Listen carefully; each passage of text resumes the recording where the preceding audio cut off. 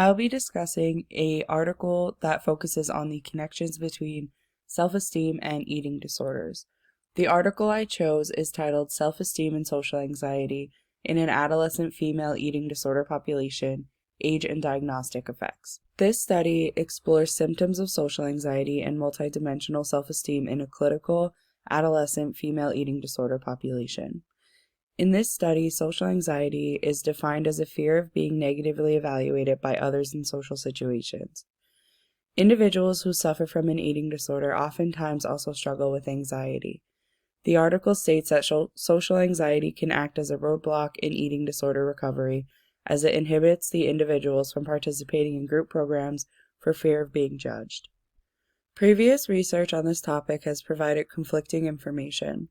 One previous study found that adult groups of clinical eating disorder patients reported higher levels of social anxiety than non-clinical participants, with higher levels of social anxiety found in patients with a diagnosis of anorexia nervosa. However, another previous study reported that increased social anxiety predicted restrictive attitudes in a non-clinical sample of young adult women. One explanation for this is that those with restrictive attitudes tend to be more fearful of social interaction, as opposed to the characteristically impulsive and extroverted persons with bulimic attitudes. One reason for this mixed result could be related to how the anxiety is experienced. This study defines self-esteem as the sense of contentment and self-acceptance that stems from a person's appraisal of their own worth, significance, attractiveness, competence, and ability to satisfy their aspirations. Low self-esteem has been well documented in the literature as highly prevalent and predisposing factor in patients diagnosed with an eating disorder. A number of previous studies have investigated and confirmed self-esteem as a factor of vulnerability for an eating disorder. The most described dimension of self-esteem relating to eating disorders is physical esteem or shape and weight esteem. Very limited research has examined the other domains of self-esteem, such as scholastic, romantic, or social, and their effects on eating disorder pathology. In one related study, researchers investigated the relationship between various determinants of self-esteem, body esteem, global self-worth, and eating disorder symptoms in a community-based sample of female adolescents.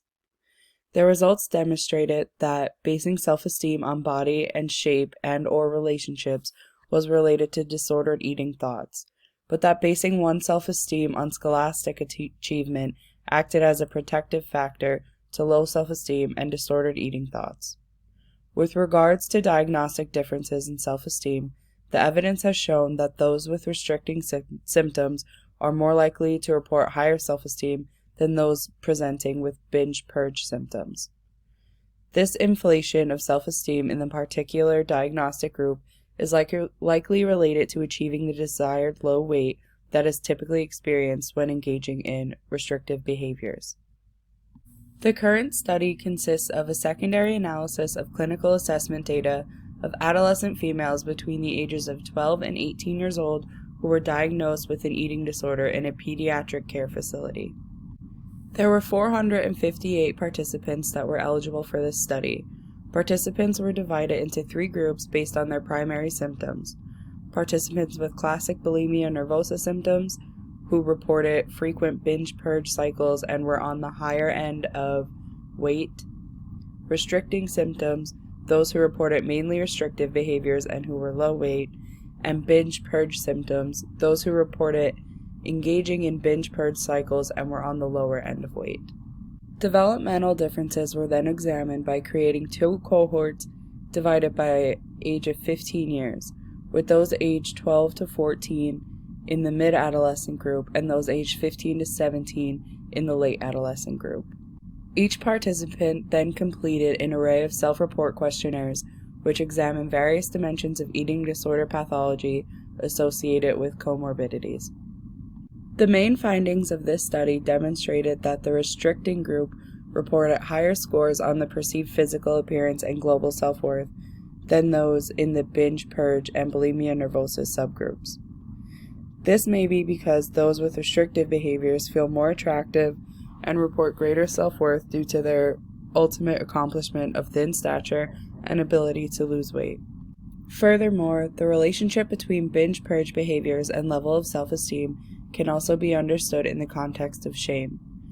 Binge, purge, and bulimia nervosa symptom patients have been empirically shown to feel more shame about their bodies and behaviors than restricting patients. The information found in the present study could be used to develop and refine assessment and treatment.